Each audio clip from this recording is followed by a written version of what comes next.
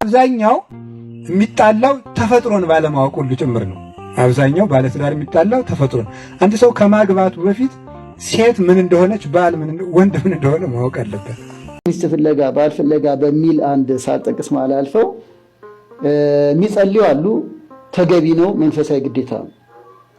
ጸሎቱ ግን ከፍለጋ ጋር ነው እና እንደ አንድ አባትና ሴት ወንድ እንደሚወዳት እርግጠኛ ከሆነች መጀመሪያ ላይ በተደነቁበት መደነቅ፣ መጀመሪያ ላይ የተገለጸላቸውን ውበት ቁንጅናቸውን ደግሞ አብረው እየኖሩ ደግሞ ሕይወት ሰጣክ ደግሞ ልጅ ወልዳል ደግሞ አይንን በአይን አያሳይታ ልጅ አስታቅፋ አባታ ስብላ አስከብራ አባወራ ሆነ።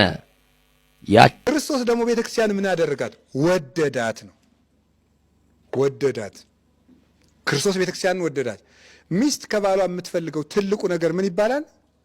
መወደድ ይባላል ማለት ነው።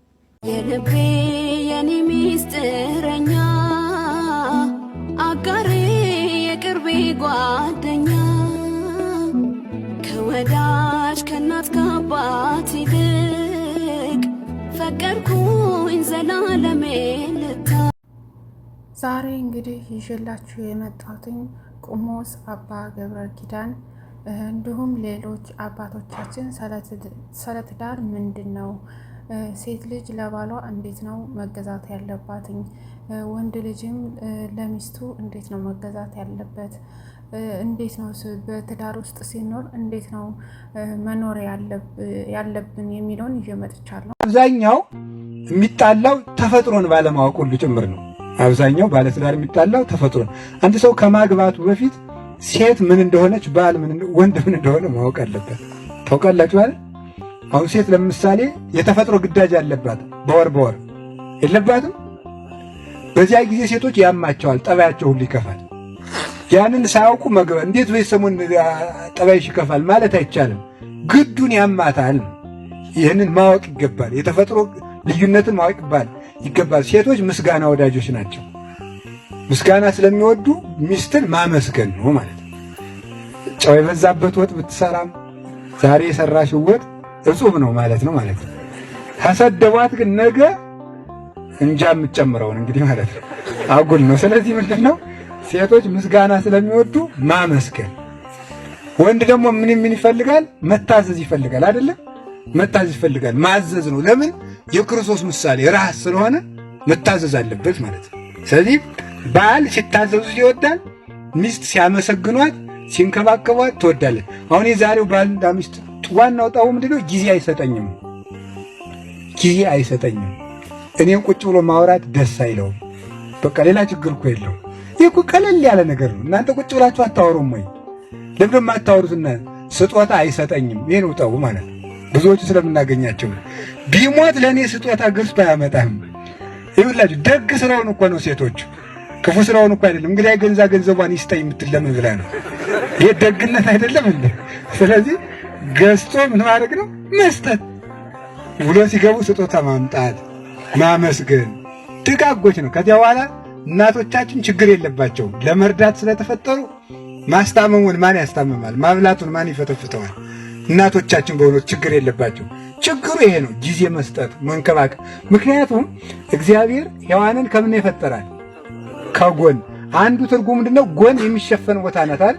ጠብቀው የሚሸፍኑት በደንብ ጠብቀው በጉያ የሚይዙት ሌባ እንዳይወስደው የሚፈለግ ስውር ገንዘብ ነው። ስለዚህ ሚስት ለባሏ ስውር ገንዘቡ ናት ለማለት ነው። ስውር ገንዘቡ ናት እግዚአብሔር የሰጠው። ስለዚህ መንከባከብ። ሴቶችም ምንድነው? መታዘዝ። ደረቅ ሴት የሚባላል። ይህ በጣም ነው። ወንዶችም ሚስቶቻችሁን ተረሳላችሁ፣ አታጫውቷቸው። እናቶቻችን እኮ ክብራቸው ባይበሉም ባላቸው ቁጭ ብሎ ማዕድ ማቅረብ ነው። ይህ ደስ ይላቸዋል። እና እሱ በሜዳው በልቶ ሲመጣ ይከፋታል። እየሰማችሁ ነው? እንደዚህ ካረጋችሁ አብራችሁ በጤና ትኖራላችሁ ማለት ነው። ሴቶች መታዘዝ፣ ወንዶች አቤት መንከባከብ፣ ሌላስ ማመስገን። እንደገና ደግሞ ምንድነው? ስጦታ አርጉ። ይሄን ካረጋችሁ ነገ ጀምራችሁ በሰላም ነው የምትኖሩ። ይሄን አድርጉ። ቁጭ ብላችሁ ሚስቶቻችሁን አውጉ። ዙረት አታብዙ። ከሚስት አቤታችሁ ቁጭ ብላችሁ ብሉ። በየሜዳው እየበላችሁ አትምጡ። ይሄን አረጋችሁ ደግሞ ሴቶችም ደግሞ እንግዲህ በእውነቱ አባታችን ቃለ ሕይወት ያሰማልን ብለናል። እንግዲህ አባቶቻችን በዚህ መልኩ አስተምረውናል ማለት ነው። እኛ ደግሞ እንድንተገብር መድኃኔዓለም ይርዳና በጥሩ ሁኔታ ትዳራችንን እንድንመራ ሴቶችም ወንዶችም በደንብ ከማግባታችንን በፊት ይሁን አግብተንም ቢሆን በዚህ በሃይማኖታችን የተማርነውን በደንብ ይዘን በተግባር ለመኖር ያብቃን መድኃኔዓለም አሜን። አሁን ደግሞ ወደ አባቶቻችን ትምህርት እናልፋለን ማለት ነው። ሚስት ፍለጋ ባል ፍለጋ በሚል አንድ ሳልጠቅስ ማላልፈው የሚጸልዩ አሉ። ተገቢ ነው፣ መንፈሳዊ ግዴታ ነው። ጸሎቱ ግን ከፍለጋ ጋር ነው እና እንደም አንድ አባትን አንድ ልጅ መጥቶ አባቴ በቃ እድሜ ልኬን ጸለይኩኝ፣ ምንም ግን በቃ እንደው ጓደኛ ፍቅረኛ ላገኝ አልቻልኩም። እንዴት ነው አጸላለይ? ከሰኞ እስከ እሑድ እጸልያለሁ፣ ጠዋት እጸልያለሁ፣ ቀን እጸልያለሁ፣ ማታ እጸልያለሁ፣ ሌሊት እጸልያለሁ። በጣም ጥሩ ነው፣ አደነቁት። ተገቢው ነው፣ ያስቀና እንዲህ አይነቱ ህይወት። በቃ ይሄው ነው ውሎ ሁሉ ጸሎቱ የት ነው? ከዛ እሳቸው ምን አሉት? እሺ በጣም ጥሩ ነው፣ ቢያንስ አሁን ግን ከሰኞ እስከ ቅዳሜ ማታ ጸልይ፣ ምሳሌ ነው። እሑድ ግን ፍለጋ ወጣ አሉት። አጸልይ አይደለም ያሉት እንዴ? ጸሎቱ የት ትምጣ እንዴ? ሰው ብቻ ሐሳቡ ግልጽ ነው። ጸሎቱ ተገቢ ነው፣ ግን የት ያገኛት? ዞር ዞር አይልም እንዴ? አንዳንዴ አይፈላልግም እንዴ? ይሄ ማለት የግድ መርካቶ ሄድ ፒያሳ ሄድ አይደለም። ማህበራዊ ኑሮ እኮ ያስፈልጋል። የተለያዩ መሻቱን ወይ ደግሞ መውደዱን መፈለጉን የሚገልጥባቸው ሁኔታዎች እኮ ያስፈልጋል። ሰርግ ሄድ፣ ጉባኤ ሄድ፣ ጉዞ ሄድ፣ ስራ ቦታ ሄዶ ተንቀሳቅሶ ወይም በተለያየ ገጠመኞች ውስጥ ሰው ለማግኘት የሚያመች ሁኔታ ውስጥ አይደለም። ታዲያ ከየት ትምጣ? ስለዚህ በኑሮ ዑደት ውስጥም ነው እና አንዳንዶችም እንጸልያለን ተጋል ይላሉ። ግን ራሱ የመፈለጊያ መንገድ ይሄ ነው ባንልም ግን እኮ በእንቅስቃሴ መሃል በኑሮ ዑደት መሃል እንጂ ለምሳሌ አሁን ብዙ ጊዜ ባህር ማዶ የሚኖሩ ልጆቻችን በቃ 15 ዓመት ሙሉ በቃ ቀን ስራ ነው፣ ማታ ስራ ነው፣ ትዳር የለም ይላሉ። እውነት ነው። በጣም በስራ በትጋት ያየኋቸውም ሁኔታዎች አሉ በአሜሪካን ሀገር እና አንዳንዴ እኮ ማህበራዊ ኑሮ ሲኖር መንፈሳዊ አገልግሎት ሲኖር ለዚህ ፐርፐዝ ብለን ባይሆነ ግን በእንቅስቃሴዎች መሃል እኮ ነው ሰዎች የሚገናኙት። ምንም አይነት ማህበራዊ ሚዲያ አልጠቀምም፣ ቤተክርስቲያን ሄጄ አላቅም፣ ሐዘን ለቅሶ ሄጄ አላቅም፣ ጠዋት ማታ ስራ ነው፣ ትዳር ዘገየብኝ ብለው ያለቅሳሉ። የት ይስጥሽ? ከየት ያገናኝሽ እግዚአብሔር? ፈለጋ ግንጃ እንጂም ይሄው ነው እንደ ቄሱ የምንለው እንዴ? የግድ ሐዘንና ለቅሶ ፍለጋ ሂጂ እያልን አይደለም። 24 ሰዓት ስራ ተገቢ ነው፣ ግን ሰርቶ ለማን ነው? ለትዳር ደስታ ለልጅ ለማውረስ ከሆነ ማህበራዊ ኑሮም እኮ አስፈላጊ ነው። የቤተክርስቲያን አገልግሎትም እኮ ግዴታ እኮ ነው። አንዳንድ የሀገር ቤትም በጣም ብሎ እኮ መንቀሳቀስም እኮ አስፈላጊ ነው። እንዴ ዲያስፖራዎች ያስቡበት እንጂ እዛ ሆነው ዝም ብለህ በአውሮፕላን ትምጣ እንዴ? ይንቀሳቀሱ እንጂ ሀገር ቤትም ይምጡ፣ ገጠር የሚወረዱ እንጂ ወጣ ገባ ይበሉ እንጂ ዘመድ አዝማድ ጓደኛ ምን ሳባትም ያማክሩ እንጂ 24 ሰዓት ስራ ላይ እድሜ ያለፈ ለምን ነው እግዚአብሔር የሚያማርሩት? እና ጸሎቱ እንዳለ ሆኖ ግን ፈለግ ያርጉ ነው። ቃለ ሕይወት ያሰማልን፣ በእውነቱ ጸጋውን ያብዛልን። አሁን ደግሞ ትዳር ፍለጋ ቁጭ ብለን መጸለይ ብቻ ሳይሆን ወጥተንም ማየት ማህበራዊ ኑሮ መኖር እንዳለብን ነው አባታችን ያስተማረን። በእውነቱ ጸጋውን ያብዛልን። እናመሰግናለን። እንግዲህ ሁላችንም በሚሰጡን ትምህርት በደንብ እየወሰድን ህይወታችንን አስተካክለን እንድንኖር መድኃኔዓለም ይፍቀድልን። ሴት ወንድ እንደሚወዳት እርግጠኛ ከሆነች የሚፈልገውን ሁሉ ትሆናለች። በነገራችን ላይ በቤተ ክርስቲያን ትምህርት በተማርኩት መሰረት ለፍቅር ዋጋ የሚከፍል እንደ ሴት ያለ የለም። የእውነት ልምናገር ከየት አሁን 12 ሐዋርያት ሁሉ እንወዳለን አሉ። ሽቱ እዛው መቃብሩ የተገኙ ሴቶች ናቸው። በአንድ አካል እንደሚወደዱና እነሱም እንደሚወዱት እርግጠኛ ከሆኑ ፍርሃት፣ አሁን ሴቶች ፈሪ እንደሆኑ ነው የሚገመተው። በፍጹም ዋጋ ይከፍላሉ። ግን በዚያ ሰው ዘንድ ቦታ እንዳላቸው ግን እርግጠኛ መሆናቸው ግን ጊዜ ፈጅቶ የሚገኝ ነገር ነው። በብዙ ነገር ፈትነው አረጋግጠው ነው ያን የሚያደርጉ። ሰው እንደዚያ ካልሆነ አይወደኝም ብለው ካሰቡ ግን አይጨበጡም። በፍጹም መጽሐፈ ምሳሌ ስንተረጉም እንደምናገረው በሴትና በሌሊት የሚታወቅ ነገር የለም። ምንም መርምሮ ማወቅ አይቻልም። ምንም እየሳቁ ተቆጥተው ይሁን ተቆጥተው እየሳቁ ይሁን እየታዘቡ ይሁን እየፈተኑ ይሁን በትክክል ቃል እየገቡ ማረጋገጥ አይቻልም። እግዚአብሔርም በጣም ብዙ ሴቶች ብዙ ልጆችን የማሳደግ ኃላፊነት በእነሱ ስላለ አይምሯቸውን በተለየ ውስብስብ አድርጎ ኃይል ጨምሮ ነው የሰጣቸው። በእውነት አባታችን ጸጋውን ያብዛልን። ይህ ትልቅ ትምህርት ነው እየተማርን ያለ ነው። እባካችሁ ሁላችሁም ሼር፣ ኮፒ ሊንክ፣ ላይክ እያደረጋችሁ እንዲሁ ትዳር ለምትፈልግ ወይም ለሚፈልግ እንዴት መኖር እንዳለበት መማር የሚፈልጉትን ሜንሽን አድርጓቸው ማለት ነው።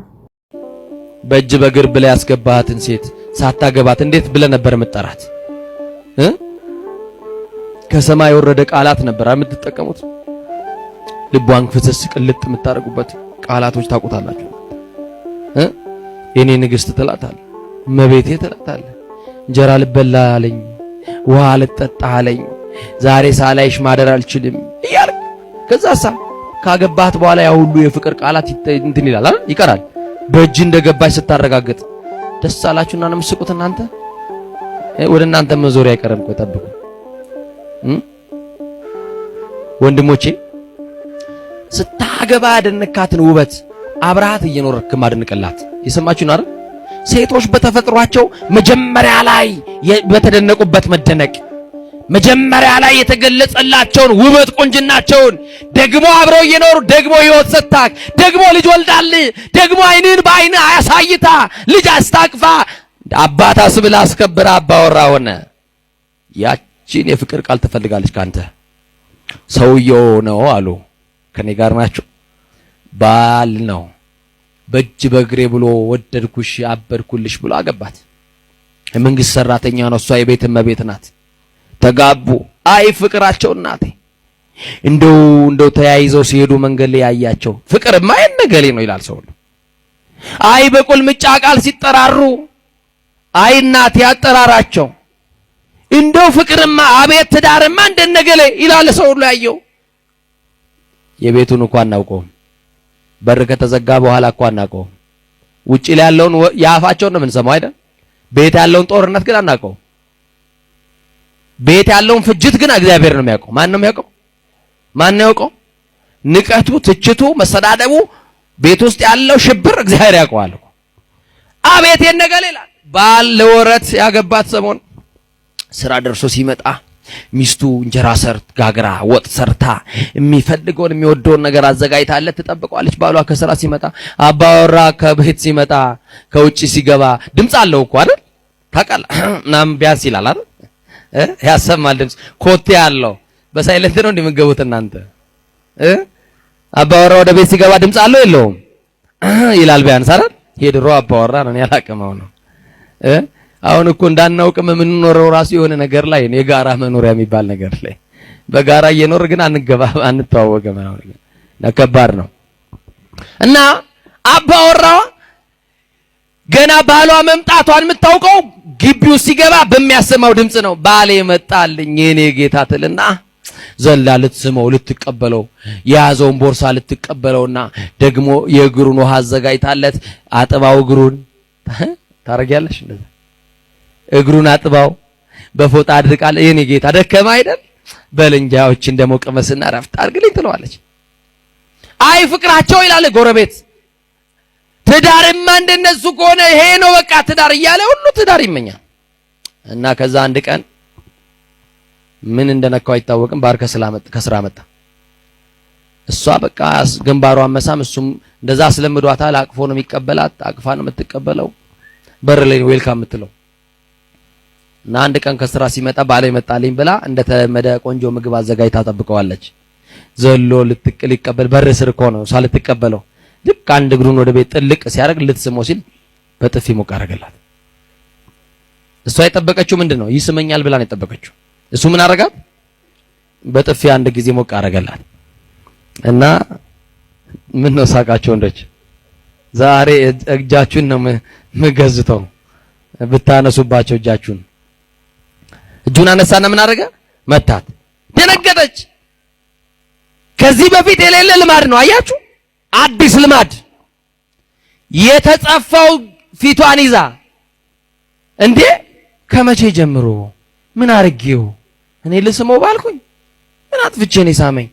ቆይ ዛሬ ዝም ብሎ ፊት ማሳየት ነው እንዲማ ካለ ሊቀጥላት ነው ምናምን አለችና እኔ መምታት አለብኝ ፊትማ ማሳየት የለብኝም አለችና እሱም ሳያስበው ብድግ አለችና ካቀመሳለችው ይዛ አንድ እኩል መሆን ይሻላል ብላችሁ ነው የሳቃችሁት? አቀመሰችው ይዛ። ከዛን ቀን ጀምሮ እዛ ቤት ጸብ ሆነ። መቼ ነው እስቲ አስተውሉ አለመግባባት የተፈጠረው? መቼ ነው እናንተ ትዳር መደፍረስ የጀመረው? ባልሽ አንቺ መስማት ያቆመው አንቺ ባልሽ መስማት ያቆምሽው መቼ ነው? ያቺን ቀን ካሰብሻ ተንበርክከሽ ጸልይ። ጥፋታችሁን አስቡ፣ ድካማችሁን አስቡ። ሶስተኛ ወገን አይደለም ወደ መድኃኒዓለም አልቅሱ እሱ እንዲያስተካክል። እናንተ ቤት የተገነባ የጥላቻ ግንብ ካለ እንዳትስማሙ የተገነባባችሁ የክፋት ግንብ ካለ በሰማርያ ያለፈውን ጌታን አለፍልን። በትዳሬ ሰው እንዳያልፍ አንተ ግን እለፍ በሉት። ሰው እንዳያልፍ በትዳራችሁ። ማን እንዳያልፍ አልኳችሁ? ሰው እንዳያልፍ በትዳራችሁ። ጓደኛ ጉደኛ ነው እንዳያልፍ በትዳራችሁ። እና ጎረቤት በፍቅራቸው እንዳልቀና ገብቶ ማገላገል ሁሉ ሰለቸው። እጭ ጀመራቸው መባል ጀመረ። በየቀኑ አደረጉት። እነሱ ደግሞ ከሰኞ እስከ እሑድ አይፎርሽም ሰውየው። በየቀኑ የነንካ ነው በቃ። እና ጓደኛዋ መጣች ልታማከራት። የኔ ጓደኛ የሚያምረው ፊትሽ እኮ ዳማ መጫወቻ እኮ ነው ያስመሰለሽ። እንደው ጠልዞሽ የኔ እህት እንደው እናንተ ቤት ፍቅርማ መስተካከል አለበት። እንደው አንድ ነገር መጥቶልኛል አለችው። እየሰማችሁኝ ነው? በቃ ፊቷ በልዞ በድብደባ እንደው እናንተም ደግሞ የሴት ፊት ደግሞ አይችልም እናንተ ነው። እውነቴን እኮ ነው። እጃችሁ እንዳታነሱ ነገር ያለው እና ምን ላድርግ ትዳሬ እኮ እንዲስተካከል ፈልጋለሁ። ማን ማይፈልጋል እንዴ? ሲብስበት እኮ ነው ተነስታ እናቷ ቤት የምትሄደው። ሲብስባት እኮ ነው ጓደኛው። ሲብስባት እኮ በሌሊት ልጆቿ አራስ ልጅ ይዘው እኮ ቤተክርስቲያን በሌሊት መጥተው የሚያለቅሱ እኮ ገጥሞን እናውቃለን። ታውቃላችሁ ይሄን? እናንተ አምሽታችሁ የገባችሁ እናንተ ፍቅር ሳሰጧቸው እናንተ ጊዜ ከልከላችኋቸው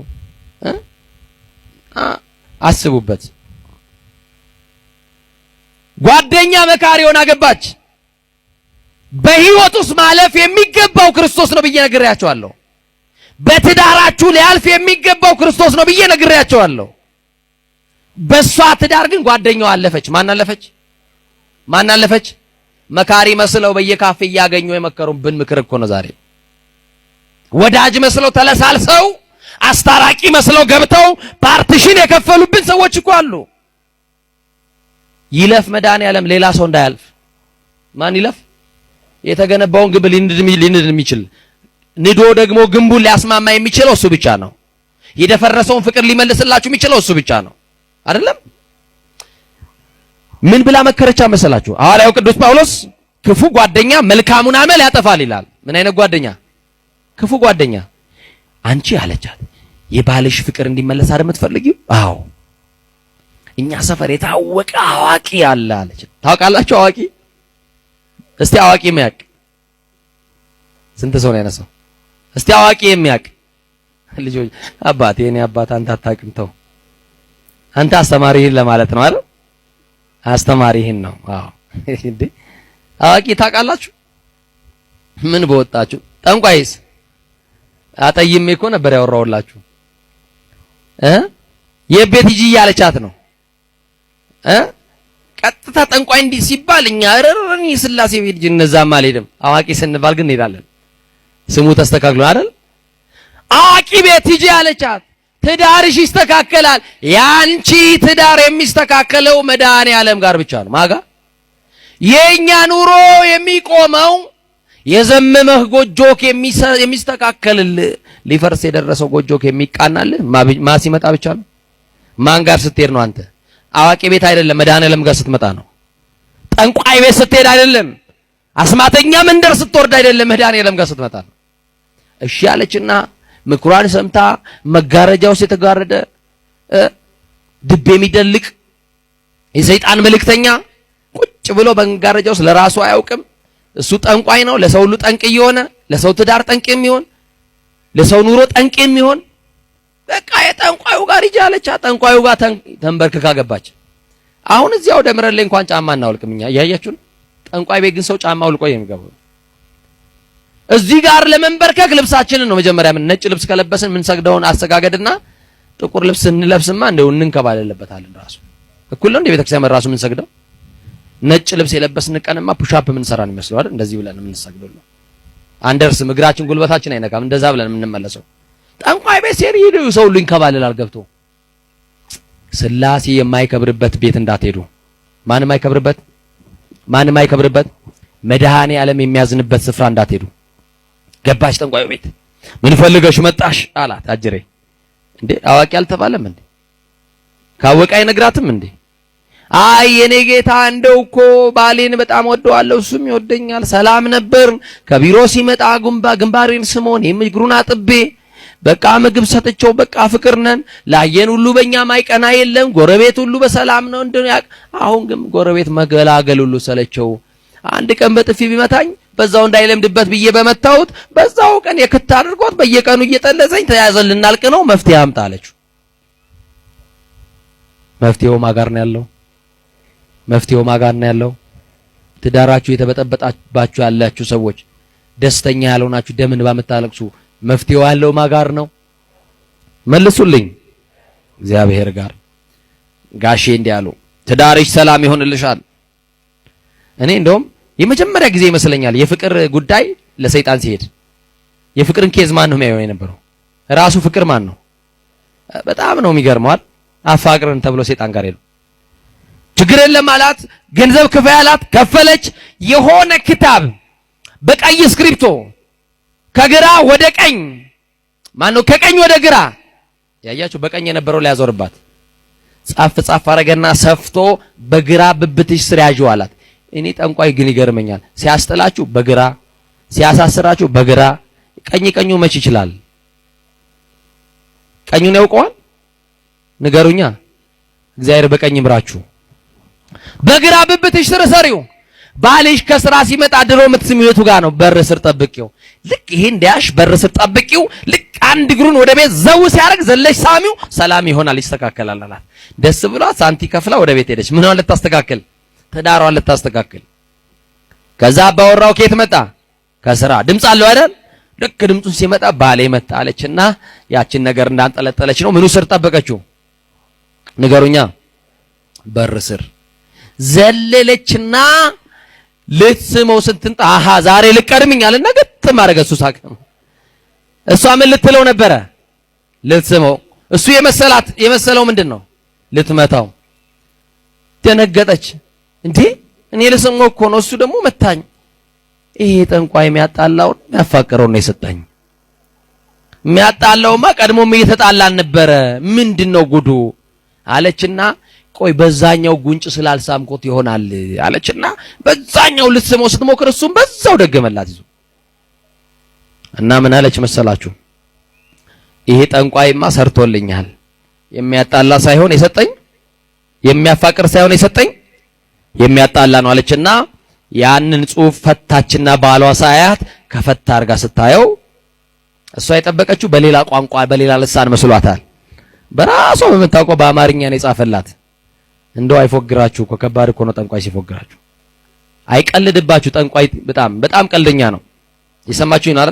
ስንቶቻችሁ ተቀልዶባችሁ መታችሁ ትዳራችሁ ላይ ቀለዳችሁ ሰዎች አላችሁ። እንዲህ ይላል ጽሑፉ። እኔ ምን አገባኝ ቢወድሽ ባይወድሽ ብሎ ነው የጻፈላት። ያገባዋል ሰይጣን? ንገሩኝ እንጂ ያገባዋል ወይ? እኛ ብንፋቀር ያገባዋል ወይ? እኛ አንድ ብንሆን ያገባዋል ወይ? አያችሁ ሰይጣን ሲቀልድ እኔ ከመቼ ጀምሮ ነው ሰው አፋቅሬ ማቀው ብሎ ተናዶ እኮ ነው። እኔ ከመቼ ጀምሮ ነው ሰው ማስማማው ብሎ እኮ ተናዶ እኮ ነው። የሚያስማማችሁ መድኃኔዓለም ያስማማችሁ። ልዩነትን ወደ አንድነት የሚያመጣው የፍቅር አባት መድኃኔዓለም የፍቅር አባት ቤታችሁ ይግባ። ሰላማችሁ ክርስቶስ በኑሯችሁ ውስጥ ይግባ። ይቺ ሴት ባል የለኝም ብላለች። ቃልዮት ያሰማልን። እንግዲህ ከማጋባታችን በፊት በሴትም ሊሆን ይችላል በወንድም በእጅ በእግር ብለን በጥሩ ነገር ክበነ ካገባናቸው በኋላ የሰጠናቸውን ተስፋና ክብር ስናሳጣቸው ያው ትዳራችንንም ራሳችንንም እያጣን ነው። እነሱን ብቻ ሳይሆን እየጎዳን ያለ ነው፣ ራሳችንንም ነው እየጎዳን ያለ ነው። በእውነቱ ቃለ ሕይወት ያሰማልን፣ ጸጋውን ያብዛልን። አባታችን ትልቅ ትምህርት ነው የተማርነው። ጋራ ከቆረቡ በኋላ በተክሊልም ካልሆነ በቁርባን የሚጋቡም ከሆነ ድንግልና የሌላቸው በቁርባን ካገቡ በኋላ 40 ቀን የመጾም ግዴታ አለባቸው። ትዳር ለምን ገርል ነዋ። ገርል እኮ ነው፣ ማረፊያ አይደለም፣ ድግስ ቤት አይደለም፣ ገርል ነው። እንኳን ከሰው ጋር ብቻን መኖር ከባድ ነው አይደል? ሰው እኮ ሲያገባ ከቀላል ወደ ከባድ ነው፣ ከከባድ ወደ ቀላል ነው የሚሄደው። ያው ከቀላል ወደ ከባድ ነው የሚሄደው። ሌላ ሰው ጋር ጨምሮ እንዲያ ማለት ነው። የሌላ ሰው ጭምር ሐሳብ ድሮ እንዳሰብክ ትተኛለህ፣ እንዳሰብክ ትበላለህ፣ እንዳሰብክ ትተኛለህ፣ እንዳሰብክ ትነሳለህ። ሰው ስትጨምር ግን እንዳሰብክ ምን የት ነው የምትሄድ? ጠያቂ አለህ ማለት ነው። አለቃ አለህ፣ ተቆጣጣሪ። ስለዚህ ገርል ነው ትዳር፣ ገርል ነው። ገርሉን የምትጀምረው ጾመህ ነው። 40 ቀን ይጾማል። አሁን ብዙ ትዳር ፍቅር የሌለው ከንቱ ትዳር የሆነበት ምክንያት እንደተጋቡ አይጾሙም። ስለዚህ ረድኤተ እግዚአብሔር ይለያቸዋል ማለት ነው። 40 ቀን ግን ከተጋቡባት ቀን ጀምሮ 40 ቀን ይጾሙና በ40ኛዋ ቀን ስጋው ደግሞ እንደገና ተቀብለው ሰርግ ይደረጋል። መደገስ ይችላል፣ አለመደገስ ይችላል። ምክንያቱም ክርስቶስ 40 ቀን ከጾመ በኋላ የት ተገኘ? ሰርግ ቤት ውስጥ ተገኘ ማለት ነው። ስለዚህ እሱም ገርል ነው። ምንኩስና ምንድን ነው? ገርል ነው አይደለም? ገርል ዋናው ገርል። ምንኩስና የሚጀመረው ምን ተደርጎ ነው? ተጾሞ ነው። አንድ ሰው ከመነኮሰ በኋላ ስንት ቀን ይጾማል? ከመነኮሰበት ቀን ጀምሮ 40 ቀን ይጾማል። 40 ቀን፣ ለዚያውም ልብሱን ሳያወልቅ ሰውነቱን ሳይታጠብ። እንዲያውም አብዛኛው የመነኩሴ መከራ ያለች 40 ቀኗ ውስጥ ነው። ስቃይ የሆነም ፈተና ማለት ነው። ጠቅላላ የዲያብሎስ ጦርነት የሚከፈተው እዚህ 40 ቀን ውስጥ ነው። አሁን ይህን ማስረዳት አይቻልም፣ የመነኮሰ ብቻ ነው የሚያውቀው። ብቻ እንዳለው ማሳወቅ ግን ጥሩ ነው። አለው ብቻ ማለት ዝም ብሎ ማለት ምን ያህል ነው መጠኑ? መንኩሳችሁ ወቁት አልላችሁ ነገር። እሱም በጾም ነው የሚጀምረው። ክህነት ሲሰጥ በጾም ነው የሚጀምረው። አሁን ይኖር አለ እንጂ አባቶቻችን ዲቁና ሰጠው ለዲያቆኑ ምን ይሰጡታል? ጾም ይሰጣል። ቅስና ሰጠው ለቄሱ ምን ይሰጡታል? ጾም። ክህነት ገርል ነው፣ ለሱም ጾም ይሰጣል። ሁሉም በጾም ነው የሚጀመረው። ለምን? መዳረሻችን ጾም ነው። መንግስተ ሰማያት ውስጥ የጾም ኑሮ ነው፣ ያለ መብላት ኑሮ ነው። በጾም የተጀመረው በጾም ወደሚኖርበት ህይወት ያደርሳልና ጾም ማለት እንደዚህ ያለ ጾም ትፌውስ ቁስለ ነፍስ ይላል ደግሞ ቅዱስ ያሬድ። ጾም የነፍስን ቁስል ምን ታደርጋለች? ትፈውሳለች። ወታጸምም ፍቶታተ ኩሉ ዘሥጋ፣ የሥጋን ፍትወት በሙሉ ጸጥ ታደርገዋለች። አርፈ ቁጭ በል ትለዋለች። ማናት እንዲያ የምታደርገው? ጾም። የነፍስን ቁስሏን የምትፈውሳው ጾም ናት እትብሉ። እንግዲህ ፈውስ ነው፣ ምንጭ ነው ብያችኋል። መላካዊ ህይወት ነው፣ እግዚአብሔርን የሚያስመስል ህይወት ነው፣ የመንግስተ ሰማያት ኑሮ ነው ጾም። ለዚህ ነው የምንጾመው። ፍኖተ ክርስቶስም ነው፣ የገድል መነሻም ነው፣ የጸሎት ምንጭም ነው። አጋንንትም አይወዱ። ልንገራችሁ፣ አንድ ሰው ገበታ አለ። ገበታው ውስጥ ውሃ እርጥብ ሲሆን ነው ደረቅ ሲሆን ነው ትንኝ የሚመጣው? እርጥብ ሲሆን ነው አይደለም? አዎ እርጥብ ሲሆን። እንደዚህ ሁሉ ከማይጾም ሰው ሰውነት ማን ይሰበሰባል? አጋንንት ይሰበሰባሉ። አጋንንትን ዝንብ ወይም ትንኝ አድርጓቸው ይሰበሰባሉ። ከደረቁ አይሰበሰቡም። አጋንንት ከበው የሚያስጨንቁት የማይጾምን ሰው፣ የሚጾምን ሰው አይፈትንም ማለት እንዳልሆነ ሁሉ ማለት ነው። እሱ ራሱን የቻለ ጎዳና አለ። ስለዚህ ያስጨንቃሉ። ጥያቄ፣ እሳት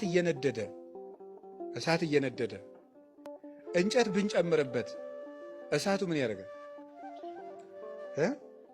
ይጨምራል። እንጨቱን ወጣ ብናደርገውስ